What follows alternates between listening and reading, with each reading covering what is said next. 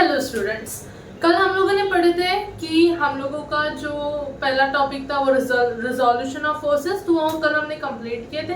आज हम लोग उसी मॉड्यूल में से एक इम्पॉर्टेंट टॉपिक स्टार्ट करने वाले हैं। टॉपिक का नाम देख लेते हैं, ठीक है। टॉपिक का नाम है रिजल्टेंट ऑफ फोर्सेस। कल हमने पढ़े थे रिजोल्यूशन, ठीक है। रिजल्टेंट ऑफ फोर्सेस में आज हम लोग पढ़ने वाले हैं। पहले हम लोग ये देख लेते हैं F of X and F of Y मतलब क्या। एफ ऑफ एक्स मतलब sum of all forces lie on x axis and f of y is sum of f of y is, ठीक है, सम नहीं बोल सकते बट ऑल फोर्सेस, ठीक है। 1 सेकेंड, 1 मिनट, सम नहीं होता है वो, just a second, it's not a sum of any kind,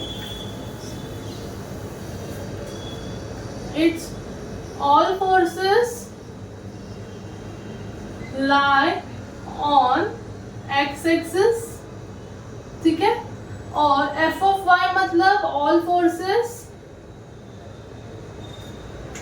lie on y axis, ठीक है।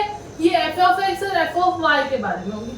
रिजल्टेंट में हम लोगों को ये तीन चीज के फॉर्मूले बहुत लगने वाले हैं, इसी से हमको पूरा सम सॉल्व करना है फर्स्ट मॉड्यूल के, ठीक है। वो देख लेते हैं फॉर्मूलाज में। पहला फॉर्मूला है summation of F of X, ठीक है। दूसरा है summation of F of Y.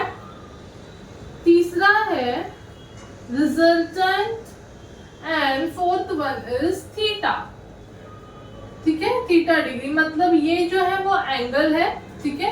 Angle between the vertical component and alpha angle जो दिया गया है वो हम लोग देखेंगे कि थीटा क्या है, ठीक है। पहले एफ ऑफ एक्स को समझ लेते हैं। एफ ऑफ एक्स मतलब all forces lie on x axis, लेकिन यहाँ पे समेशन की भी साइन दी गई है, तो sum of all forces lie on x axis, simple, okay। now second one हम लोग क्या देख रहे हैं, f of y। f of y मतलब जो भी forces y axis में वो f of y में आ रही। यहाँ पे summation is the same, sum of all forces lie on y axis, okay। now resultant का formula है root of f of, sorry summation of f of x the whole square plus summation of f y the whole square। ये हमको resultant का है, मतलब ये निकालने के दिन की वैल्यूज यहाँ पे डाल के हमको रिजल्टेंट आ जाएगी, और जब उसका एंगल हमको निकालना है तो उसका फॉर्मूला क्या है, tan inverse of summation of F Y upon summation of F X. ये चार चीजें से हमको ये सम सॉल्व करना है, ओके। अभी उसके बाद हम लोग पढ़ते हैं कि टाइप्स ऑफ फोर्सेस सिस्टम, मतलब सिस्टम ऑफ फोर्सेस में कितने टाइप्स हैं वो देखेंगे, okay.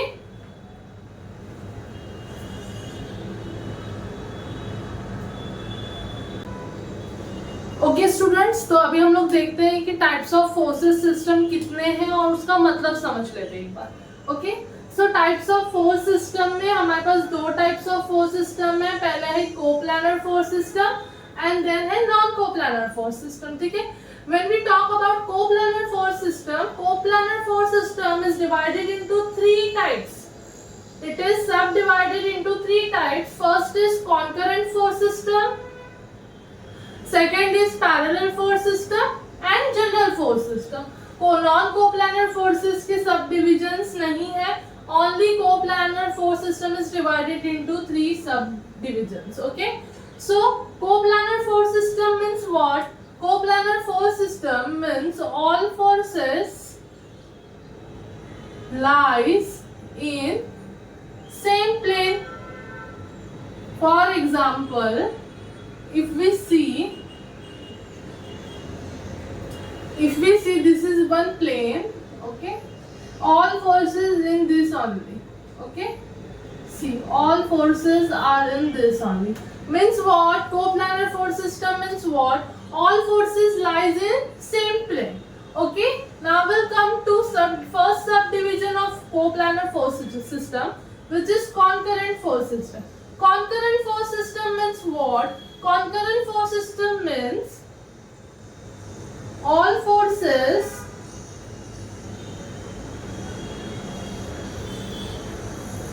are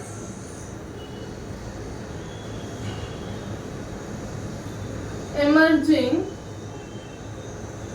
from same point of origin. Means, for example, हम लोग समझ लेते हैं. For example, if we say here, this is one point of origin, more infinite number of forces are passing from this point of origin. Okay, means F1, F2, F3 like this, F4, F5 means what? बहुत सारे number of forces pass हो रहे single point of origin, मतलब same point of origin से number of forces pass हो रहे. It means it's a concurrent force system. Okay, now will come to parallel force system. Parallel force system means all forces are parallel to each other. For example, देख लेते हैं हम लोग. For example, if we say this force is parallel to this force is parallel to this force is parallel to this, means number of forces are parallel to each other. It means what? It's called a parallel force system. Okay, now come to general force system. General force system is neither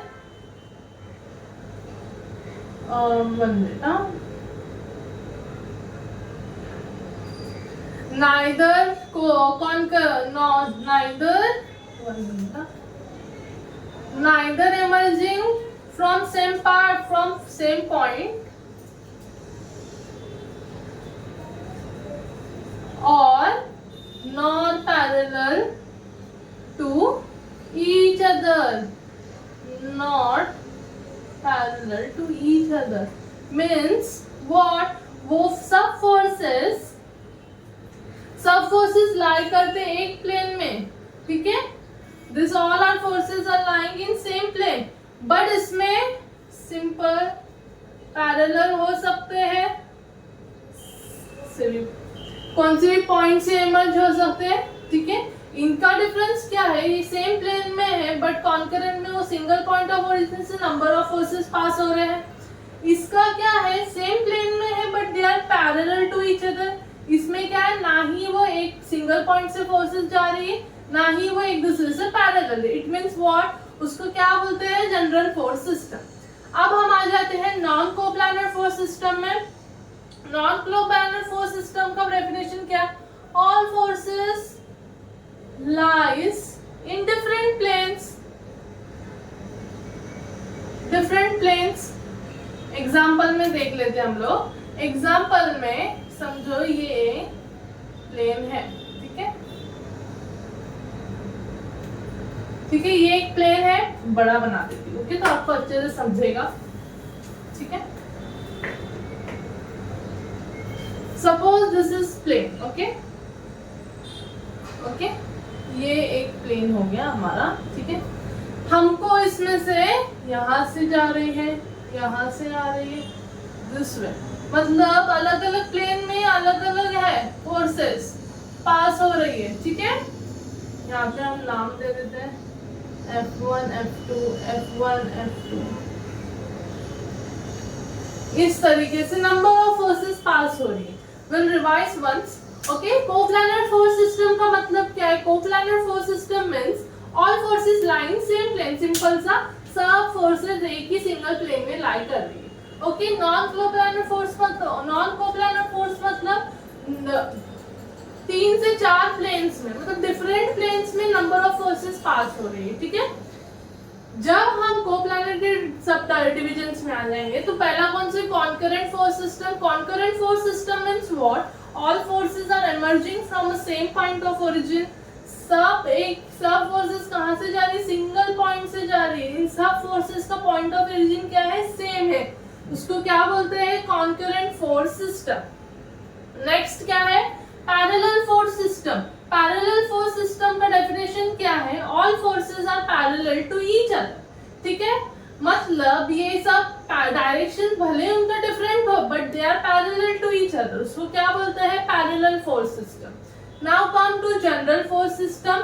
general force system का मतलब क्या, ना ही वो एक point से पास हो रही, ना ही वो एक दूसरे से पैरेलल, लेकिन वो सेम प्लेन में है, एक ही प्लेन में है, तो इसको क्या बोलते हैं, जनरल फोर्स सिस्टम, ठीक है। Non coplanar force system means what, सब फोर्सेस, हाँ ये मैंने समझा दिया, वापस से देखते हैं। सब फोर्सेस भले ही वो पैरेलल हो या कॉन्करेंट हो या जनरल हो, लेकिन वो डिफरेंट प्लेन्स में लाई करेंगी। This is all about types of force system. Next will see some examples about it. इसके ऊपर कोई भी एग्जाम में थियरी क्वेश्चन पूछता नहीं है, बट एक डायग्राम को आइडेंटिफाई करने के लिए हम लोगों को ये सब बेसिक चीजें पता होनी चाहिए, ओके।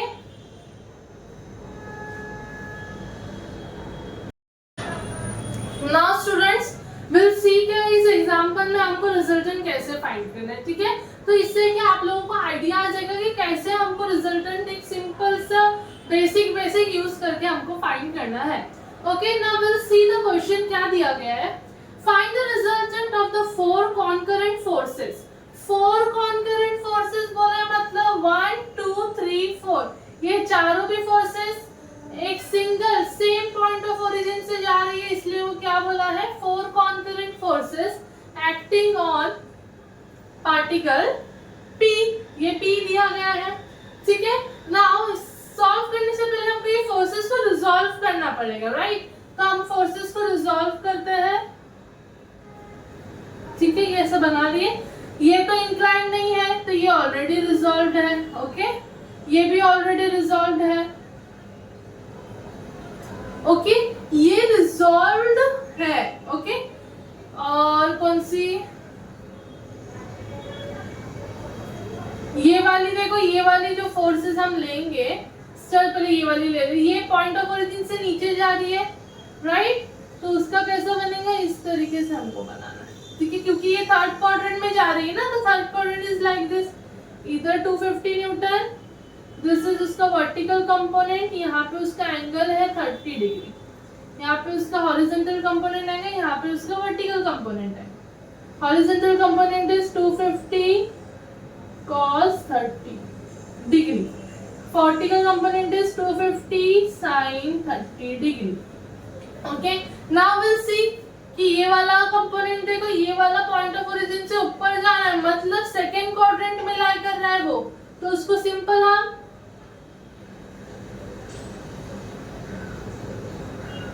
इस तरीके से बना सकते हैं। ये गई 400 न्यूटन, ठीक है, ये हमारा वर्टिकल कंपोनेंट, ये हमारा हॉरिजॉन्टल कंपोनेंट, ठीक है, ओके। एंगल कहाँ पे दिया हुआ है हमारा, एंगल दिया कहाँ पे है, ठीक है। गिवन एंगल देखो कैसा दिया हुआ, इसको हॉरिजॉन्टल कंपोनेंट में दिया गया, तो ये एंगल इधर आएगा क्या, नहीं, ये एंगल कहाँ पे आएगा, यहाँ पे, समझा। इसका वर्टिकल कंपोनेंट क्या है, 400 sin 45 डिग्री, 400 cos 45 डिग्री, ओके। अभी ये हो गया रिजॉल्व, अभी हमको सिंपली सॉल्व करना है, ओके, सिंपली सॉल्व करना है। अभी क्या करेंगे, पहले हमको summation of F of x देखना है। Summation of F of x देखने के लिए हमको क्या करना है, एक्स एक्सिस पे जितने भी फोर्सेस लाई कर रहे हैं उनका साइन कन्वेंशन देके हमको यहाँ पे उसको सिंपली समेशन करना है, मतलब प्लस करना है, ओके। देख लेते हैं, यहाँ पे एक्स एक्सिस पे ये वाली एक फोर्स है, राइट साइड में जा रही है, तो उसका क्या आएगा, प्लस 300 न्यूटन, ओके। न्यूटन नहीं भी लिखे तो भी चले, ओनली 300, ओके। नाउ दूसरी फोर्स ले लेते, ये लेफ्ट साइड में जा रही है फोर्स है, तो इसको ले -250 cos 30 डिग्री, ओके। देन ये और ये होगी, ये भी तो लेफ्ट साइड में जा रही है, दिस इज -400 cos 45 डिग्री। ओके, ये चली गई f of x equals to जितने जितने x एक्सिस पे थे वो हमने ले ली, ये भी x एक्सिस पे थी, ये भी x एक्सिस पे। ओके, अब इसको सिंपली हमको वैल्यू, ये सब वैल्यू कहाँ डालना है, हमको कैलकुलेटर में डालना है। कैलकुलेटर में डाल के जो आंसर आएगा वो हमको लिखना है, तो कैलकुलेटर में डाल लेते हैं।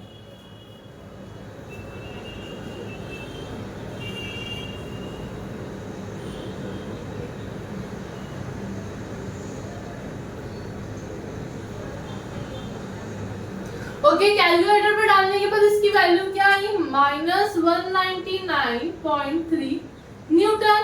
गाइस माइनस साइन आई, summation of F of X, minus sign आई मतलब एफ ऑफ एक्स है, एक्स एक्सिस पे है, एक्स एक्सिस पे दो डायरेक्शन से फोर्स जाती है, राइट या लेफ्ट। राइट इज पॉजिटिव, यहाँ पे क्या है नेगेटिव, मतलब ये फोर्स कहाँ जा रही है,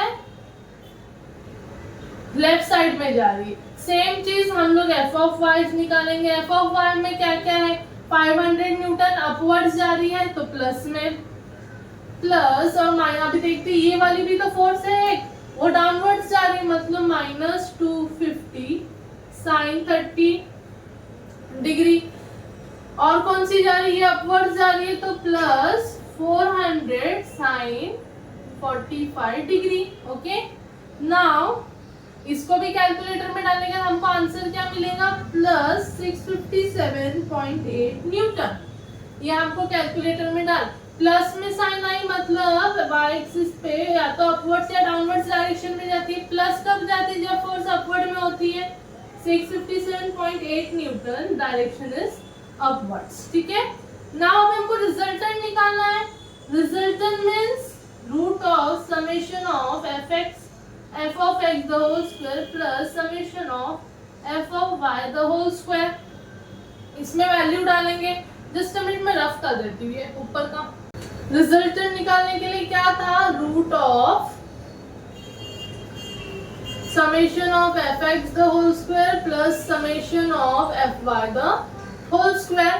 ठीक है, ये था रूट ऑफ, इसमें वैल्यू डाल देंगे। वैल्यू क्या थी, 199.3 the whole square plus 657.8 the whole square। ये वैल्यू क्या आ जाएंगी इसकी, रूट में दोनों का स्क्वायर स्क्वायर करना है, तो स्क्वायर करने के बाद क्या आ जाएंगी वैल्यू, इसका पूरा ये वैल्यू किधर डालना है, कैलकुलेटर में, 687.4 न्यूटन। ठीक है, एक इसकी वैल्यू आई रिजल्टेंट की।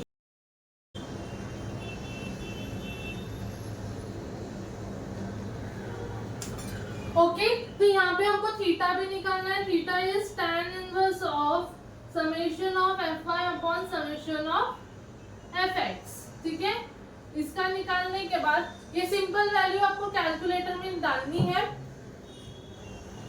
ओके, सिंपल वैल्यू डालनी है, आपको क्या डालेंगे, tan inverse of summation of F of Y की वैल्यू क्या थी, 657.8 अपॉन 199.3, ये डालनी है 73.1 डिग्री, आंसर आ जाएगा थीटा की वैल्यू।